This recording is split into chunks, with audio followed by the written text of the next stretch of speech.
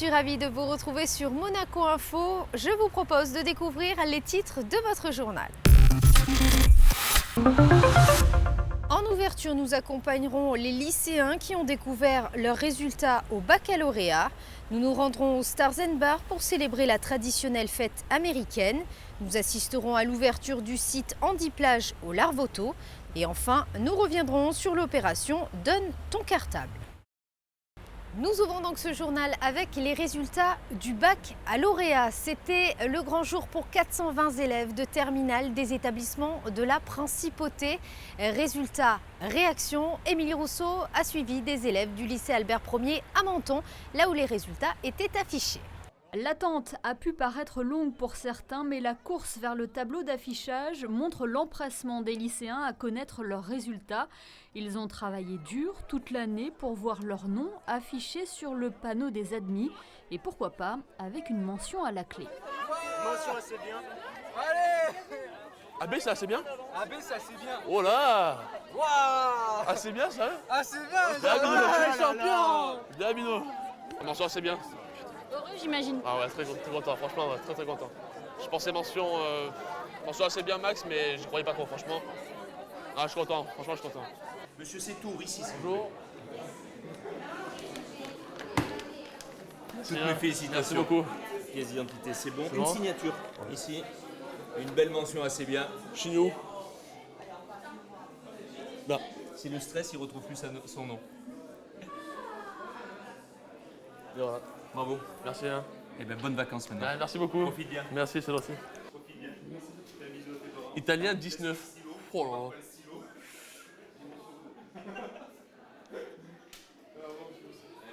Et philosophie 10.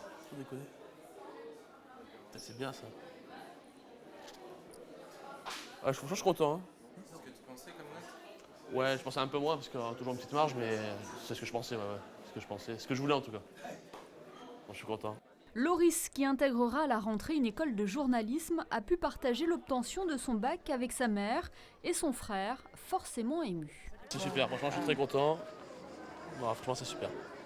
Je pensais pas avoir assez bien, franchement. Non, mais c'est bien pour toi. On attend la relève après d'Enzo. Bravo Loris. Ça vous tenait à cœur d'être là, madame, pour suivre les résultats? Il y a un petit peu d'émotion?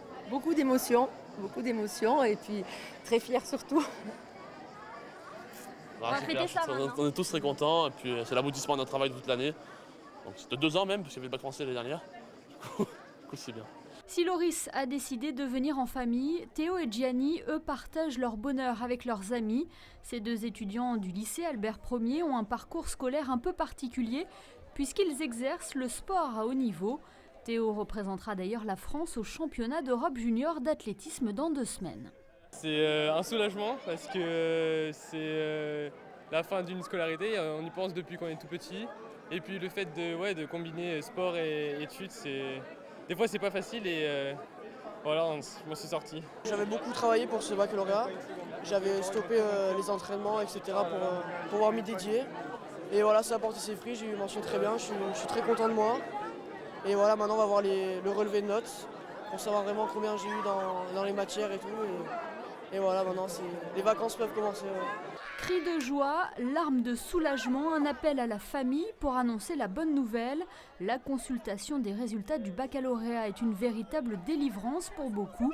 Place désormais aux vacances pour certains ou au rattrapage pour d'autres. Et globalement, les premiers résultats de cette édition 2017 confirment la qualité de l'enseignement proposé aux élèves de la Principauté.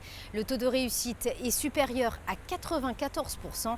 Les résultats définitifs seront communiqués d'ici quelques jours après les épreuves de rattrapage.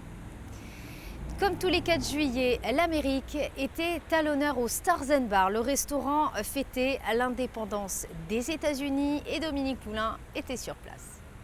L'Independence Day est célébré chaque 4 juillet outre-Atlantique, mais aussi en Europe, comme ici au Stars & Bars. Le jour de l'indépendance est la fête nationale qui célèbre la déclaration d'indépendance des 13 colonies d'Amérique vis-à-vis de la couronne britannique. C'était le 4 juillet 1776. Toute la soirée, différentes animations sont proposées, notamment aux enfants, comme ici le rodéo. héritage de la conquête de l'Ouest ou comment les fermiers fraîchement installés devaient maîtriser leur bétail. Sur le quai Antoine Ier, on retrouve certains ingrédients de la fête nationale en France. C'est mon uniforme typique chaque année, tout le monde me reconnaît comme ça et oui, c'est le symbole. C'est pour l'Amérique, la liberté. Ouais. C'est normal étant donné qu'on est un restaurant plutôt côté américain. Alors c'est normal qu'on fête. On essaie de fêter toutes les fêtes nationales, on va faire la France bientôt. Mais l'américain, bien sûr, il faut qu'on le fête tous les 4 et en plus, étant notre anniversaire d'ouverture, voilà, c'est une bonne occasion. Alors vous disiez que vous fêtiez toutes les fêtes. Laquelle a le plus de succès? Je pense que c'est Halloween et le 4 juillet. Les Américains aiment Monaco et les Monégasques aiment l'Amérique.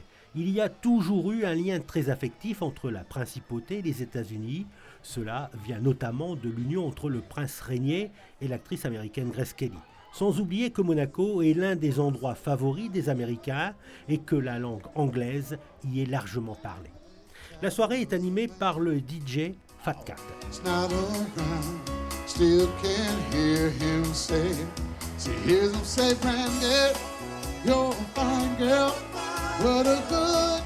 Les couleurs bleu-blanc-rouge du drapeau étoilé s'affichent partout et certains sont fiers d'arborer leur patriotisme. Ils l'expriment plus volontiers que ne le font beaucoup de Français. Le 4 juillet est aussi une fête où l'on mange des hamburgers, des chicken fingers, des falafels, des frites, des glaces, des pop-corn et bien sûr des barbes à papa. Le tout en famille ou entre amis. Et peu importe ce jour-là les nationalités. C'est Independence Day, donc la fraternité des anglophones est redoutable, n'est-ce pas? Il ne faut pas oublier que j'ai passé 14 ans aux États-Unis. Hein. Donc pour vous, beaucoup. C'est pas mon pays, l'Amérique.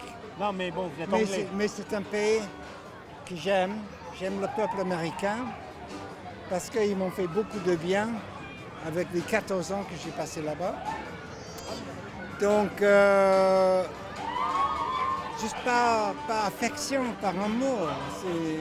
Il n'y a que ça à la fin, n'est-ce pas? Il n'y a que l'amour. Je les aime. Et malgré le président, j'aime le peuple américain.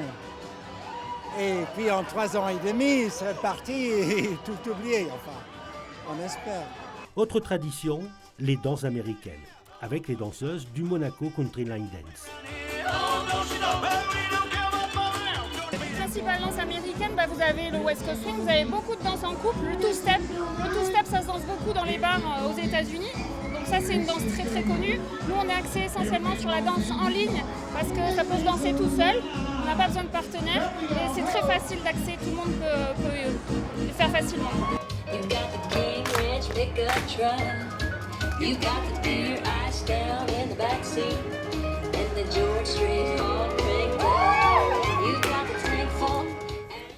Et direction la plage à présent, où le site Handiplage a ouvert ses portes. Les personnes à mobilité réduite peuvent désormais profiter d'une baignade en toute sécurité au Larvoto. Les détails dans ce reportage. Une plage accessible pour tous. C'est le cas en Principauté depuis de nombreuses années grâce à Handiplage. Le site est ouvert gratuitement aux résidents et touristes de 10 à 90 ans. Ces infrastructures font partie des défis que le gouvernement princier souhaitait relever. Le gouvernement et la Principauté ont toujours été précurseurs en matière de lutte contre les discriminations. Et c'est vrai que la liberté de se mouvoir et de pouvoir se déplacer librement font partie des défis que nous devions absolument de relever. Parce que la possibilité de se baigner, d'aller à la plage fait véritablement partie des priorités qui peuvent paraître banales pour tout un chacun, mais qui malheureusement pour certains ne le sont pas.